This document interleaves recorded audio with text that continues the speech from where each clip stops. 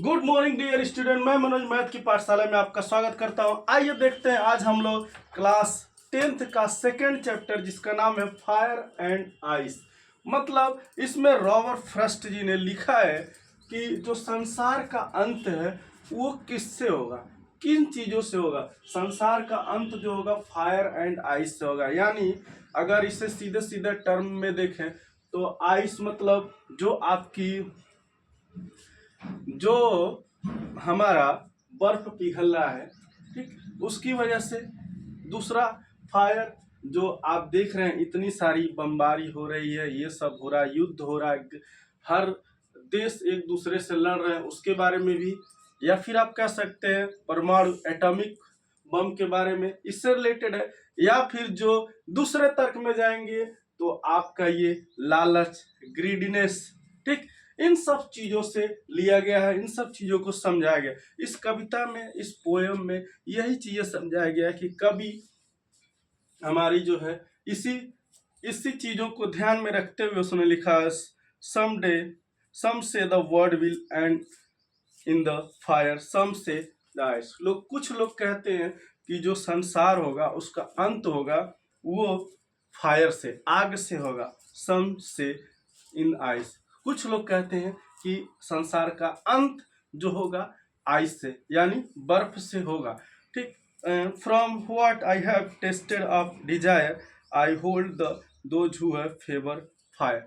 मैंने इन सभी चीज़ों का, अपनी इच्छाओं का टेस्ट लिया, जाना, ठीक, पहचाना, तो that I hold those who favour fire. तो मेरे बारे में वो इच्छाओं को जाना, तो इससे पता चला, प्रकट हुआ कि जो हमारी इच्छा है वो बता रही है कि संसार का अंत जो होगा फायर से यानी आग से होगा, ठीक। इसी तरह से दूसरे वर्ड में लिखा, but if I had no perish twice I think know enough to hate. मतलब इस तरह से जब मैंने जाना, to say that the destruction ice is also great and would suffice. तो इस तरह से चीजें जो कवि कहता है कि आइस एंड फायर दोनों चीजों के बारे में बताया बहुत अच्छे से। और इसमें यह कहा गया है कि दूसरे शब्द में आइस के बारे में कि जो हमारा संसार का अंत होगा, तृष्णा यानी घृणा, और एक तरह से कह सकते हैं लस्ट यानी आप कह सकते हैं लोभ, प्रलोभ। इन वजह से इस संसार का अंत होगा। इसी सारे चीज के बारे में इस चैप्टर में एक एक चीजें समझाया गया है, ठीक। कभी अच्छे से ये चीज समझ लीजिए कि कभी इसमें सिर्फ अपने डिजायर, अपनी इच्छाएं, अपनी प्रस्तुति, दो चीजों से अपने वर्णन किया है। मतलब उसने दो प्रिडिक्शन दिया है, दो चीजें उल्लेख किया है, दो चीजों का उल्लेख किया है कि हम इसके बारे में क्या कह सकते हैं, इसके बारे में क्या जान सकते हैं। कि दो चीजें हमारे पास है, एक है फायर और एक है आइस। इसका कंपैरिजन किया गया है। फायर का कंपैरिजन देख लीजिए, फायर का जो कंपैरिजन है वो उसकी इच्छा से किया गया है, उसके इंसान के इच्छा के बारे में। इंसान के इच्छा इतनी ज्यादा बढ़ जाएगी, जैसे किसी के पास टू व्हीलर है तो उसका मन नहीं भरेगा, वो चाहेगा कि किसी तरह से छल कपट पूरी ताकत लगा के फोर व्हीलर तक पहुंचा जाए, फोर व्हीलर तक पहुंचा जाए। यानी टू व्हीलर में सेटिस्फेक्शन नहीं है, फोर व्हीलर तक, ठीक, पहुंचा जाए। और दूसरा कहता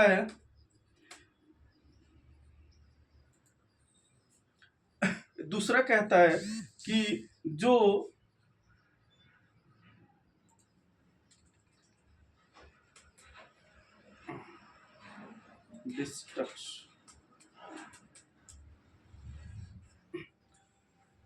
जो दूसरे वर्ड में यूज किया गया आइस की, तो आइस जो है वो हमारा घृणा यानी संसार का अंत करेगी। असीमित इच्छा, घृणा एक तरह से कह सकते हैं, और एक तरह से कह सकते हैं कि प्रलोभन, लोभ, जो हम इतना लालच हमारे अंदर आ जाएगा कि हमें एक तरह से हम किसी को पहचानेंगे नहीं, किसी को नहीं समझेंगे, अपने स्वार्थ के लिए, अपनी सारी चीज़ों के लिए हम कुछ भी कर गुजरेंगे, कुछ भी किसी हद तक जाने के लिए तैयार रहेंगे। तो इन्हीं दो चीज़ों के बारे में कवि ने इस चैप्टर में बताया है, और इस चैप्टर में बता करके उसने सेंट्रल आइडिया का जो तात्पर्य है यही रहेगा। या आप इजी वे में इसी तरीके से लिख सकते हैं अपने वर्डों में। मैं आगे जो नेक्स्ट है वो लिखाऊंगा, सिर्फ मैं आपको हिंदी अनुवाद दे रहा हूँ, हिंदी चीजें बताना चाह रहा हूँ कवि का तात्पर्य क्या है। उसके बाद हम लोग जो है आगे बात करेंगे, तो जो भी बात करेंगे उसके बारे में हम बात करेंगे।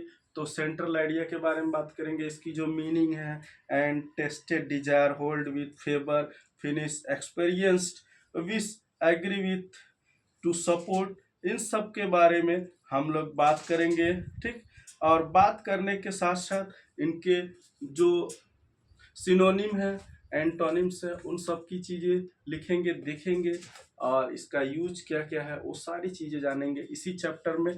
बट अभी जो नेक्स्ट चैप्टर आएगा नेक्स्ट डे, उस दिन, तब तक आप ये जानिए कि इस चैप्टर में क्या कहा गया है कि कवि ने फायर एंड आइस के बारे में बताया है, जो विनाश का, इस संसार के विनाश का कारण होंगी। ठीक, हमारे पास कितना भी धन रहेगा लेकिन हमारे पास वो पर्याप्त नहीं रहेगा।